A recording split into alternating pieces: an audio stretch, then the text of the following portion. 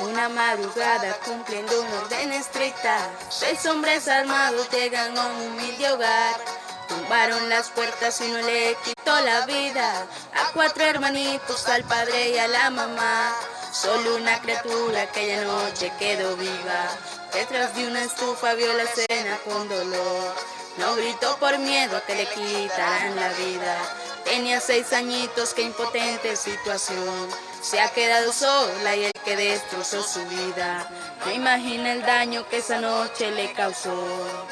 Sale el sol y el pueblo se estremece.